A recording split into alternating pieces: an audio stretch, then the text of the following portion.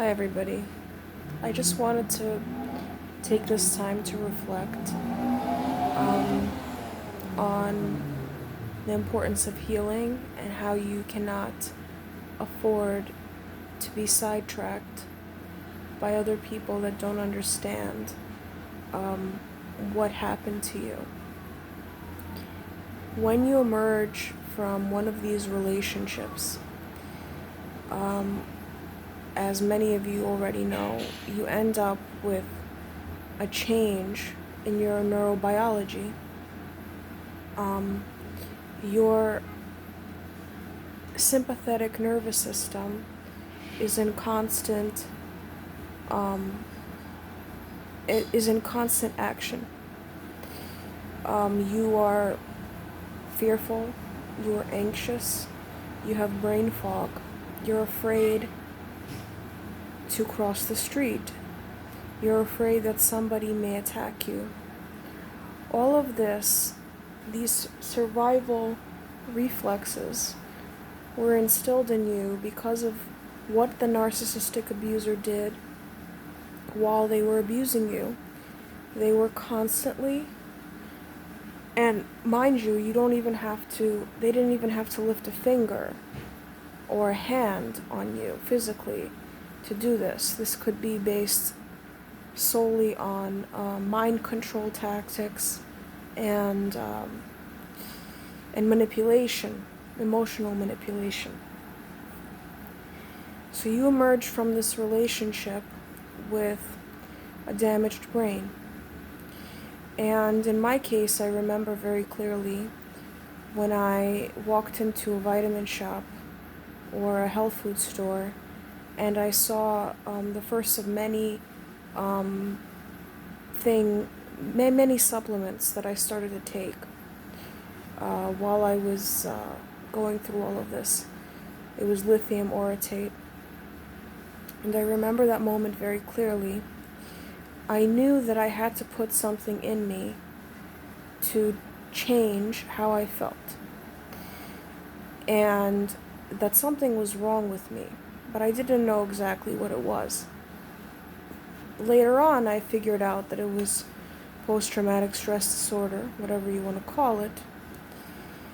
But basically, you need to get into your parasympathetic nervous system. This is the rest and relax state. And you have to do that by any means necessary. You can do yoga, you could do lots of exercise, you can drink supplements that I cover in my videos. You can make sure that the people that are in your life are very positive, very supportive, and are genuinely interested in how your day is going. Some of you may even be fearful of coming into contact with other people, and that's perfectly normal because the alarm bells in your brain are reflexively going off constantly and triggering memories of this narcissistic individual, what they did to you, etc., etc. It's very important, and I'm giving you permission for you to hold firm to your mission to stimulate the parasympathetic nervous system, particularly if you were a childhood victim of trauma, and any sort of trauma, emotional trauma, physical trauma, whatever trauma it is. At the end of the day, people are not responsible for your brain. Your narcissistic parent was responsible for the development of your brain and your psyche, and they failed miserably. So now, unfortunately, the responsibility falls onto your shoulders to fix what they broke. And I am very passionate about this, incredibly passionate about this, because I see something very unfair about this whole scenario where you were placed into a situation of constant fight or flight, reasoning and thinking. You were constantly walking on eggshells. You denied your sense of self. And now, when you're an adult, you are taxed for the damage that was caused by the narcissist. And it has nothing to do with you. You were born into this world with a functional nervous system with all of its parts. And the potential to create. When you're in the parasympathetic state, you are at your most creative because you're relaxed and there's no tension and you don't have to look at people and things as threatening. And many people will try to put you into the sympathetic state. They'll tell you, let's go to a nightclub, or let's fly off of a bridge, or let's do something exciting and stimulating, and let's get our adrenaline pumping, right? That's part of human interactions, social interactions. Sometimes we like to get excited, but your issue here is that you have to get unexcited. And if people don't understand that, if people are going to challenge that in your life, unfortunately, you have to cut ties with them. They may not understand, and if they don't take the time to understand, that's really their issue, and they don't belong next to you. They don't care about you enough. I want to say enough, because it's not necessarily everybody's job to care about people that were placed in traumatic situations. Sometimes people don't have the spiritual energy for this to help you out. But at the end of the day, if you don't heal your nervous system, you're going to be more prone to getting autoimmune diseases like fibromyalgia or Hashimoto's, or just cancer, anything that could make you sick. And I hate narcissists because of this, because they planned this all out. They wanted you to get sick. And that was their end game and their goal. They wanted you to get so miserable that you literally take yourself off of this earth. And the people that tell you things like, oh, come on, just this once, let's go to see a horror movie, or just this once, we should go here, and try to force their preferences on you and stimulate the system that was stimulated constantly in your developmental years, do not have your better interests in mind, and they're not for you. These people are not for you. It's sad. It's sad that we can't just be with everybody, that we can't just accept everybody and seamlessly, feel comfortable in every social situation. But that is the reality of our problem. If somebody had fibromyalgia or some other chronic illness, you would not force them into situations that would compromise their illness. That would be very cruel, and that would be very inconsiderate, and just not acceptable. And you don't even have to analyze whether or not these people are toxic. They're just not, they're not helping you out, is the bottom line.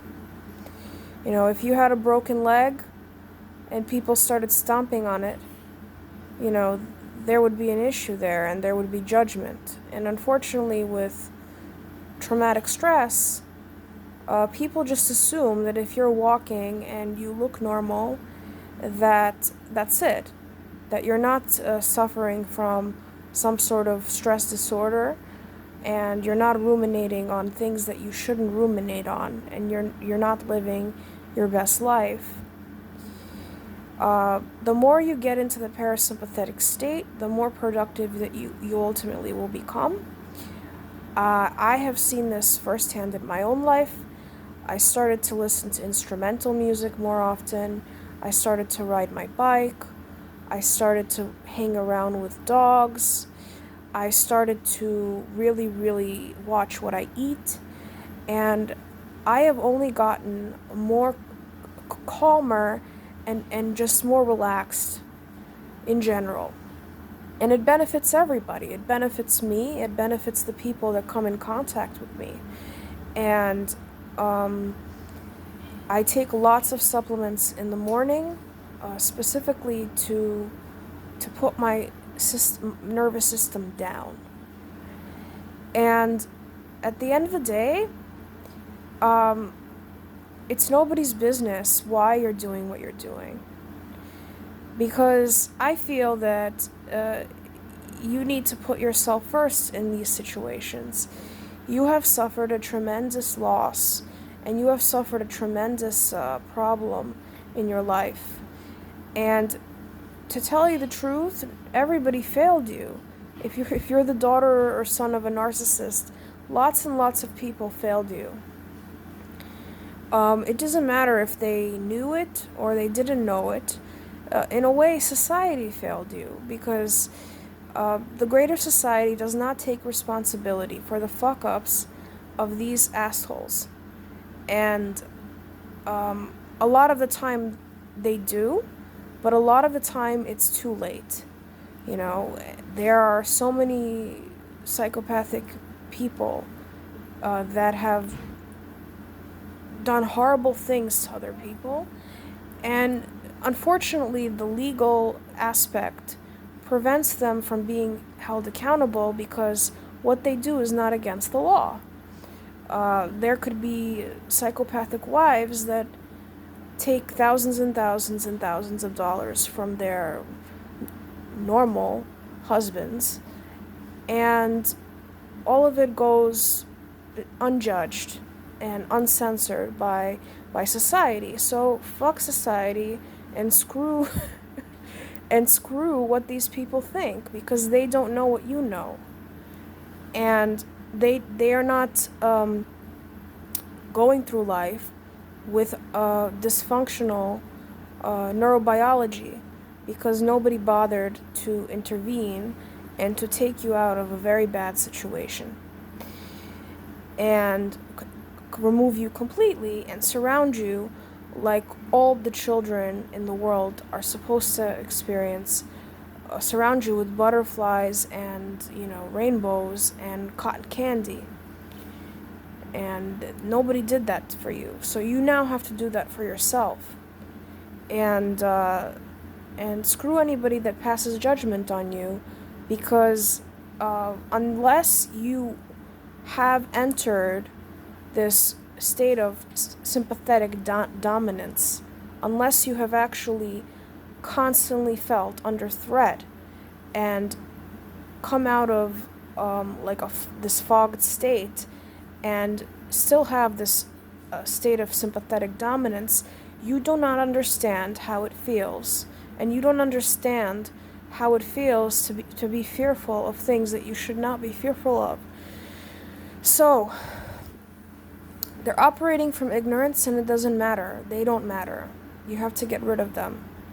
Only the supportive people that understand that you are ill and that you are not well when you're in certain situations can stay next to you. There's no need for these people in your life that are passing judgment and think that they know you and your life story, and think that their experience can be imported into your life experience. Because there is a difference between having even a parent that ignores you and having a narcissistic parent. Because the narcissistic parent undermines your sense of self and your autonomy to the point where you get sick.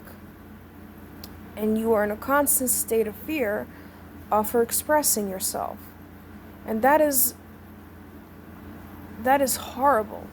And nobody that hasn't experienced it will know how fearful you are of your own autonomy.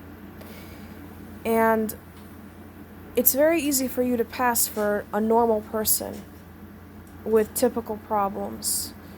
But there is an underlying wound there that is very deep, and only you can heal it. Only you can consistently try to feel better and better and better. And it's not your job to explain to people why you do this. Just like it wasn't their job, supposedly, to intervene and to come into the situation that you were in and try to rescue you from it.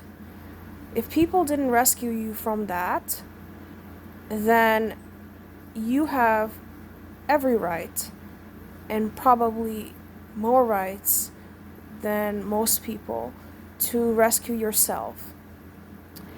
That's all I have to say, and I hope everybody's having a good day.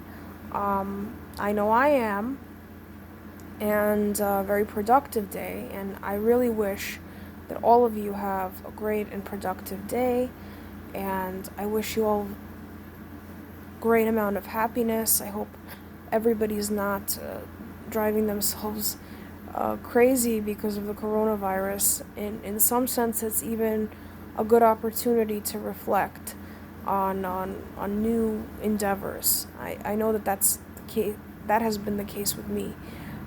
So anyway, kisses.